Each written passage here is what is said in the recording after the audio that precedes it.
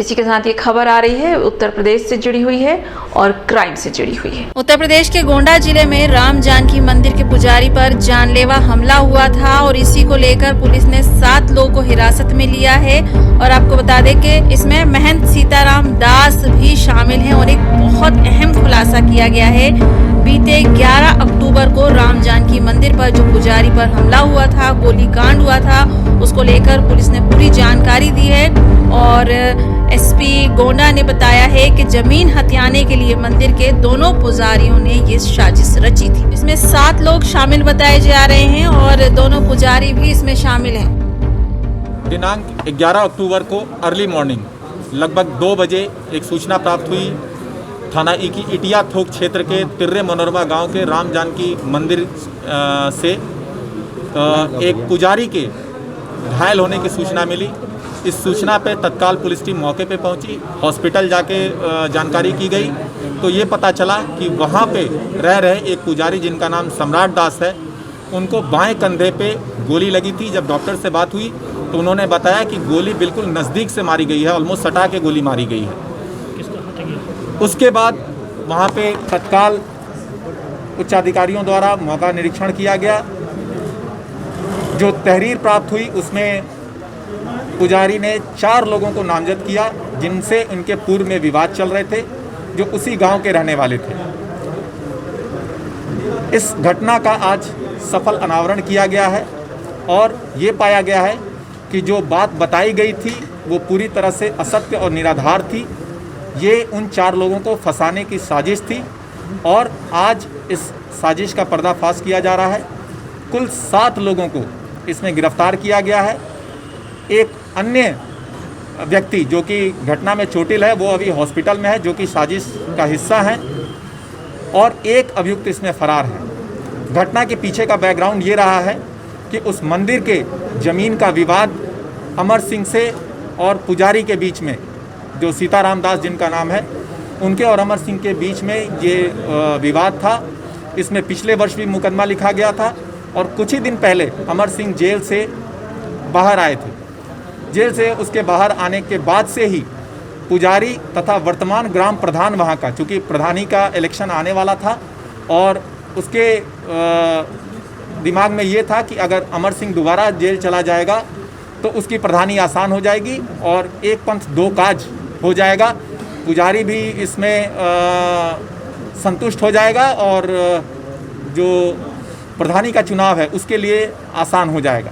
तो इस तरह विनय सिंह जो गांव का प्रधान है, उसके 2 लड़के नीरज और सूरज, और इधर से जो मेन पुजारी सीताराम दास है, उनके सहयोगी सम्राट दास, एक और इनका सहयोगी जो अभी कुछ ही दिन पहले मध्य प्रदेश से आया था, विपिन द्विवेदी, वो प्रधान के और नज़दीकी एसोसिएट्स जिसमें मुन्ना, सोनू और शिवशंकर हैं, इन सब ने पूरी प्लानिंग के तहत इस घटना को अंजाम दिया। और घटना की रात सोनू और मुन्ना ये दोनों मंदिर में अंदर घुसे।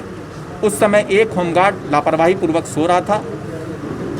इसमें नीरज जो प्रधान का बेटा है वो मंदिर की छत पे वॉच कर रहा था मूवमेंट, और ये होमगार्डों की गतिविधि वॉच करते हुए उसकी जिम्मेदारी थी कि वो सही समय पे जो दोनों लोग असलहे के साथ थे उनको मंदिर के अंदर प्रवेश कराता।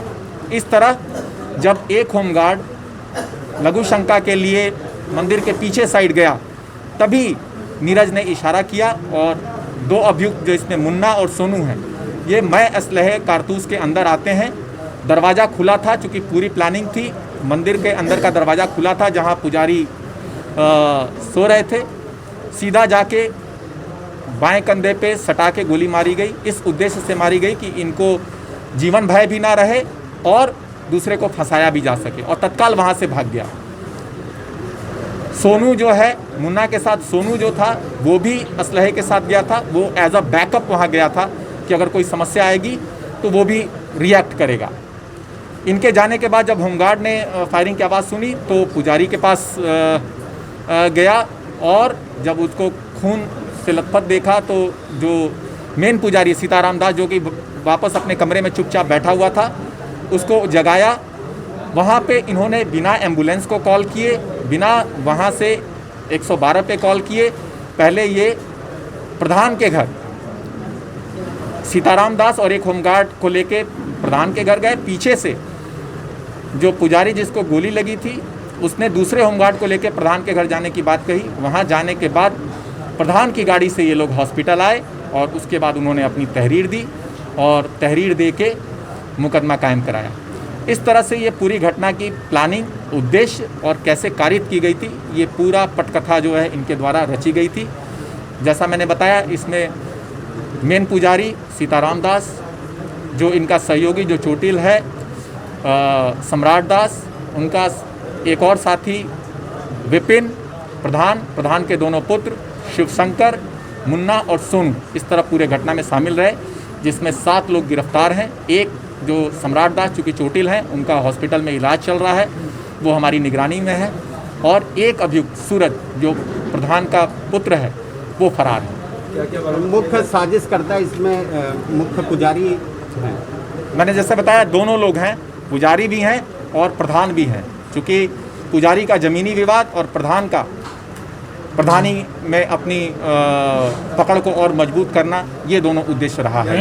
वादी कौन था? वादी उस दिन घटना जब हुई थी तो वादी कौन था? पुजारी था। मुख्य पुजारी, पूरा नाम बता दीजिए। सीताराम दास। यानी सर घटना के पीछे तो ही यही वजह बताई जा रही है, एक तो प्रधान का इलेक्शन और दूसरी प्रॉपर्टी की बात। जी सर, इसमें जो 2 लोग पहले गिरफ्तार किए गए थे उनके लिए 169 की कार्रवाई की जाएगी, जिससे उनको जेल से रिहा कराया जाएगा। सर, इसमें जो असलहे थे बरामद किए गए, क्या क्या? हाँ, इस घटना में जो प्रयुक्त असलहे थे वो बरामद कर लिए गए और उनके साथ कारतूस बरामद किया गया है। अभियुक्तों की निशानदेही पे ये बरामदगी सुनिश्चित कराई गई है। टीमों को कुछ पुरस्कार भी घोषणा की गई है? हाँ, टीम को मेरे तरफ से 25,000 का पुरस्कार और साथ ही साथ डीआईजी महोदय और एडीजी महोदय ने अपने अपने स्तर से भी पुरस्कार घोषित करने के लिए बताया है और उन्होंने भी टीम को बधाई दी है, प्रसन्नता जाहिर की है और अपने अपने स्तर से पुरस्कार देने की घोषणा की है। जो वादी था वही अपराधी निकला। अब ये आगे की चीज़ें हैं। पट्टा आया था, ये किसने सप्लाई किया था? मैंने बताया, आपको ब्रीफ करते समय बताया, नीरज और सूरज ने इसकी व्यवस्था करके इनको सर, इसमें टीमें कौन कौन सी थी, कहाँ कौन से थाने की? टीमों के बारे में एडिशनल एसपी के नेतृत्व में टीम का गठन हुआ था, जिसमें CO Sadar, SHO Itiathok, SO Wazirganj, SO Khargupur, SHO Kotwali तथा अन्य पुलिसकर्मी इसमें शामिल।